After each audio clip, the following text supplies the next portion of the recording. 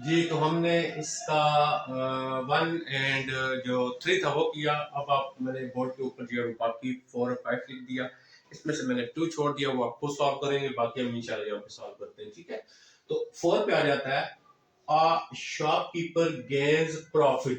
देखिए जैसे जैसे क्वेश्चन को पढ़ते जाएंगे आप साथ लिखते जाएंगे। ठीक है, तो हम इसका क्या करेंगे, अ शॉपकीपर गेन्स, एक शॉपकीपर है, उसको प्रॉफिट मिलता है 7% प्रॉफिट मिलता है by selling a dinner set RS। ठीक है, अब देखें ये क्या है, एक दुकानदार है ना, वो क्या करता है, वो एक डिनर सेट है, बर्तन है, वो सेल करता है कितने का, 3852 का, और उसको कितना प्रॉफिट उसको मिलता है, 7% मिलता है।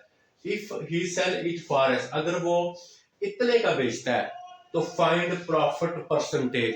मैंने आपको क्या कहा था, आपने क्या करना है, सबसे पहले क्वेश्चन को हल करना है और देखना है क्या चीज फाइंड करनी है। तो क्या फाइंड करना है, प्रॉफिट परसेंटेज फाइंड करना है। ठीक है, अब देखिए हमने फाइंड करना है प्रॉफिट परसेंटेज। अब हम फार्मूले के ऊपर आ जाएंगे और हम देखेंगे कौन सा फार्मूला हमारा यूज होता है। दोबारा मैं रिपीट करता हूं बात आपको, आपने सबसे पहले क्या करना है, क्वेश्चन में देखना है किस चीज को मालूम करना है, फाइंड करना है।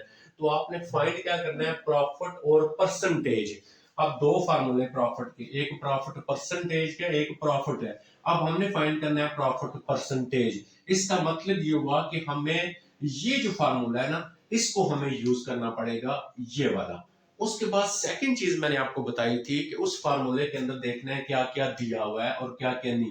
अब आपको अगर ये यूज करना है, आपको प्रॉफिट पता होना चाहिए, आपको कॉस्ट प्राइस पता होनी चाहिए, ये दो चीजें आपको पता होनी चाहिए, फिर क्वेश्चन जो है आपका वो सॉल्व होगा। ठीक है, तो अब हम ये देखते हैं कि जब मैं यूज करता हूं इस फार्मूले को, मेरे पास प्रॉफिट होना चाहिए, प्रॉफिट होना चाहिए, प्रॉफिट परसेंटेज नहीं।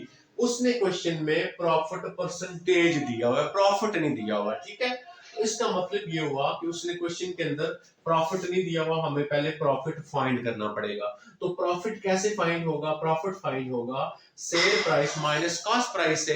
तो अब हम जब प्रॉफिट देखें, मैं दोबारा रिपीट करता हूं सारी बात को, आपने क्या करना है, आपने क्वेश्चन में सबसे पहले ढूंढनी वही चीज है जो आपने फाइंड करनी है। तो अगर मैं इस क्वेश्चन के देखता हूं, ये लिखा हो फाइंड प्रॉफिट परसेंटेज, तो अब आप फार्मूले पे आ जाएंगे, प्रॉफिट परसेंटेज का ये फार्मूला होता है। अब आपने इसमें चेक करना है कि आपके पास प्रॉफिट दिया हुआ है क्वेश्चन के अंदर और कॉस्ट प्राइस दी हुई है या नहीं दी हुई। अब हम क्वेश्चन में देखेंगे कि हमने ये दो चीजें अगर तो गिवन तो हम फार्मूला लगा के सॉल्व कर लेंगे, अगर नहीं है तो हमें पहले वो दोनों चीजें फाइंड करनी पड़ेंगी। अब उसने प्रॉफिट नहीं दिया हुआ, उसने दिया हुआ प्रॉफिट परसेंटेज, प्रॉफिट नहीं दिया हुआ, प्रॉफिट परसेंटेज दिया है। हमें पहले फाइंड करना पड़ेगा प्रॉफिट। तो प्रॉफिट फाइंड करने के लिए हमें देखिए क्या लगाना पड़ेगा, प्रॉफिट इक्वल होता है सेल प्राइस और माइनस कॉस्ट प्राइस, ये इसके इक्वल होता है। अब उसने तो सेल प्राइस क्वेश्चन में दी हुई है, देखे ना, सेलिंग का प्राइस, ये सेल प्राइस होगी, तो क्वेश्चन में कॉस्ट प्राइस नहीं दी हुई। तो पहले हम क्या कर लेंगे, पहले हमें फाइंड करना पड़ेगा अब क्या, कॉस्ट प्राइस। तो कॉस्ट प्राइस का फार्मूला हमने कौन सा पढ़ा है, ये देखें कॉस्ट प्राइस है, तो मैं इसको यूज कर लूंगा, cost price is equal to, आ जाएगा 100 multiply sell price divided by 100 and plus profit percentage आ गया। ठीक है, अब cost price is equal to 100 multiply sell price. अब देखिए ना कितने की सेल करता है डिनर सेट, 38। अब सेल प्राइस है तो सेल प्राइस की जगह क्या लगा लेंगे, 3852 लगा लेंगे, डिवाइडेड बाय 100 और प्लस प्रॉफिट परसेंटेज कितने, 7 है, तो 7% लिखा हुआ है, हम जस्ट 7 लिख लेंगे। तो यहाँ पे आ जाएगा cost price is equal to 100 को मल्टीप्लाई करेंगे इसके साथ, तो 3852, तो ये कैलकुलेटर से आप मल्टीप्लाई करवा लेंगे, तो ये इसका आ जाएगा आपके पास 0 एंड 0, डिवाइडेड बाय ये दोनों प्लस हो रहे हैं तो ये 107। तो cost price is equal to, अब मैं क्या करूंगा, इस वैल्यू को हमने डिवाइड कर लेना है। अच्छा, जब हम डिवाइड करते हैं तो इसको देखते हैं आंसर क्या आता है, तो हमारे पास आ रहा है जी, तो ये आप भी कैलकुलेटर यूज करके आप इसको कर सकते हैं। तो हमारे पास आ जाएगा 3852 00 डिवाइडेड बाई 107। तो हमारे पास इसका आंसर आ रहा है मेरे पास जो आ रहा है वो आ रहा है 3600 RS 3600 आ गया। ये आ गई कॉस्ट प्राइस, ठीक है। अच्छा अब देखें ना, अब देखें बेसिकली ना हमने हमारा फार्मूला ये था, तो हमने इसमें देखा प्रॉफिट, तो प्रॉफिट हमारे पास नहीं है, तो प्रॉफिट के लिए ये फार्मूला है sell price minus cost price. तो हमें प्रॉफिट फाइंड करने के लिए ये लगाना पड़ा, जब ये लगाना पड़ा तो इसमें हमें क्या चीज नहीं थी, कॉस्ट प्राइस नहीं थी।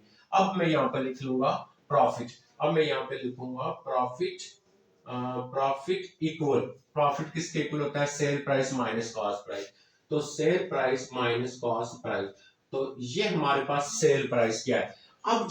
अब देखें ये जो सेल प्राइस थी वो ऑलरेडी आप यूज कर चुके हैं, ये सेल प्राइस देखें यूज कर चुके हैं। अब हम सेकंड यूज करेंगे ही सेल इट। अब ये सेल प्राइस है जो सेकंड वाली है उसको यूज करेंगे, तो 4050 माइनस आ जाएगा कॉस्ट प्राइस। तो कॉस्ट प्राइस कितनी है हमारे पास 3600। अब हम इसको माइनस करते हैं इसमें से, तो हमारे पास प्रॉफिट जो होगा वो यहाँ से आ जाएगा, तो इसको माइनस करेंगे जब तो हमारे पास है जी 4050 माइनस आ जाएगा 3600। तो हमारे पास कितना आ गया, हमारे पास प्रॉफिट आ गया 450 RS, ठीक है। ये आ गया प्रॉफिट हमारे पास, लेकिन हमने क्वेश्चन में फाइंड करना था प्रॉफिट परसेंटेज। अब हम फार्मूला लगा लेंगे प्रॉफिट परसेंटेज का, तो यहाँ पे आ जाएगा profit percentage is equal to किसके है, प्रॉफिट और नीचे क्या है कॉस्ट प्राइस, और मल्टीप्लाई क्या है जी, मल्टीप्लाई हमारे पास 100, ये आ गया 100 आ गया। अच्छा अब हमारे पास प्रॉफिट कितना आया है 450 आया हुआ है, और नीचे कॉस्ट प्राइस कितनी है, ये कॉस्ट प्राइस आई हुई है 3600 और मल्टीप्लाई 100 आ गया। अब ऊपर वाले को आप मल्टीप्लाई कर ले 100 के साथ और फिर इसको हम इस पर डिवाइड करते हैं।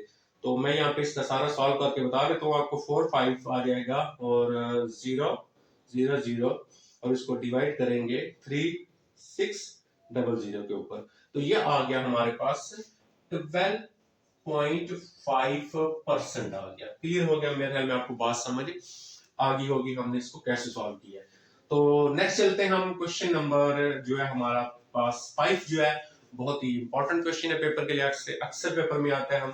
तो हम अभी सॉल्व करेंगे क्वेश्चन नंबर 5 को जी। तो क्वेश्चन नंबर 5 के अंदर जो गिवन है हमारे पास वो क्या गिवन है कि सेलिंग प्राइस ऑफ 12 आर्टिकल, ठीक है। 12 आर्टिकल है, उनकी जो सेलिंग प्राइस है, सेल प्राइस है जो है इज वो इक्वल है किसके, कॉस्ट प्राइस ऑफ 15 आर्टिकल के। क्वेश्चन को गौर से समझना है। वो कहता है कि आपके पास 12 आर्टिकल है और उन 12 आर्टिकल की जो सेल प्राइस है वो इक्वल है किसके, किसके इक्वल है 15 आर्टिकल की कॉस्ट प्राइस की। अब ना तो हमें सेल प्राइस पता है और ना ही हमें कॉस्ट प्राइस पता है, तो हमने फाइंड क्या करना है, फाइंड प्रॉफिट परसेंटेज। तो क्या बताया था, सबसे पहले आपने क्या करना है, फार्मूले में देखना है किस चीज को फाइंड करना है, हमने फाइंड करना है प्रॉफिट परसेंटेज को। जब हम प्रॉफिट परसेंटेज को फाइंड करेंगे, प्रॉफिट कॉस्ट प्राइस मल्टीप्लाई 100, हमें ये फार्मूला यूज करना पड़ेगा। अब इस फार्मूले में देखेंगे क्या हमारे पास प्रॉफिट है, हमारे पास प्रॉफिट नहीं है, हमने प्रॉफिट परसेंटेज फाइंड करना है। हमारे पास कॉस्ट प्राइस है, हमारे पास कॉस्ट प्राइस नहीं है, दोनों चीजें नहीं है। अब हम इन दोनों चीजों को क्या कर लेंगे, पहले फाइंड कर लेंगे। तो पहले हमें जब फाइंड करेंगे प्रॉफिट, तो प्रॉफिट इक्वल होगा cell price minus cost price के, तो ये भी हमारे पास गिवन नहीं है। तो हम क्या करेंगे, हमें ना 12 आर्टिकल की सेल प्राइस का पता है, ना हमें 12 आर्टिकल की कॉस्ट प्राइस का पता है। हम लेट कर लेते हैं, हम ये लिख लेते हैं लेट सेल प्राइस, देखें मैं ये लिख लेता हूं सेल प्राइस ऑफ 12 आर्टिकल, ठीक है। 12 आर्टिकल की सेल प्राइस में अपने पास से लिख ली, कितनी लिख ली क्योंकि दोनों नहीं पता, मैंने 12 लिख ली। अच्छा अब मैं यहां पे लिखता हूं सेल प्राइस ऑफ 1 आर्टिकल, एक आर्टिकल की निकालते हैं, तो एक की कैसे निकालते हैं, 100 डिवाइडेड बाई 12 कर लेंगे ना, देखें सेल प्राइस ऑफ 12, ये लिखा हूं सेल प्राइस 12 आर्टिकल, हमें नहीं पता है, तो मैंने यहाँ पे क्या किया, सेल प्राइस 12 आर्टिकल मैंने खुद से सपोज कर ली 100 है। अच्छा सेल प्राइस ऑफ 1 आर्टिकल, तो 100 को 100 डिवाइडेड बाई 12 करते हैं ना, फिर ये आता है। अच्छा अब हम ये करते हैं, अब हमें दूसरा जो है ना, दूसरा वो 15 आर्टिकल की कॉस्ट प्राइस दी हुई है। देखें 15 आर्टिकल की कॉस्ट प्राइस दी हुई है, और कॉस्ट प्राइस जो है वो इक्वल कहता है सेल प्राइस की है। तो अब हमने क्या करना है, अब हमने जो है मैं दोबारा आपको रिपीट करता हूँ कि यहां से मैं लिख रहा हूँ sale price of 12 article, sale price of 1 article.